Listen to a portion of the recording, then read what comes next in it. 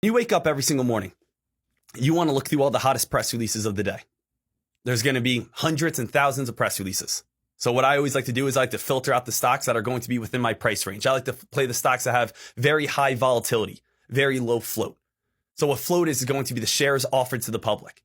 These are the shares that us as the common people can go ahead and trade. We're going to look for stocks that have 5 million in float or under. These means there's very little supply. Now, when there's a very hot press release behind these plays, that's going to bring in an extremely high demand.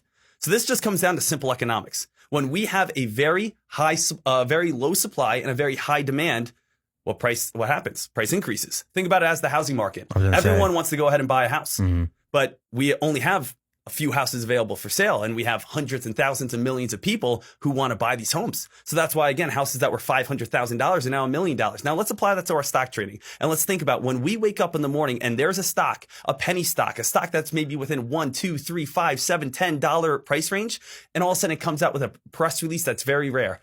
Just came out with positive drug trial treatments. We have, again, reduction in tumors in our liver. We have, again, positive cancer treatments, things that get the people excited. Well, guess what happens? Everyone just free falls and just runs right over to that play, and it becomes a first come, first serve type of deal.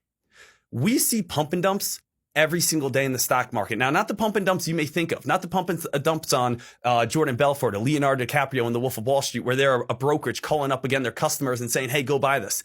It's essentially a natural pump and dump that happens every single day, and it will never change.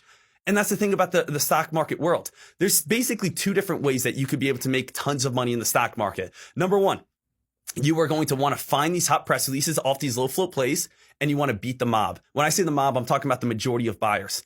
Press releases come out every single day. MOB, majority of buyers. Oh, yeah, wow. We got it now. Nice acronym. Great acronym. You didn't create that, did you? Oh, yeah, I did. No way. Yeah. That's a good one. So press releases come out every single morning at around 7 o'clock. You're going to have a few drizzles that are going to be at like 5:30, 6:15, all these different weird areas. But the majority of press releases are going to come at 7 in the morning, then 7:30, then 8 o'clock, then 8:30, then 9 o'clock. Now, we know the stock market opens up at 9:30.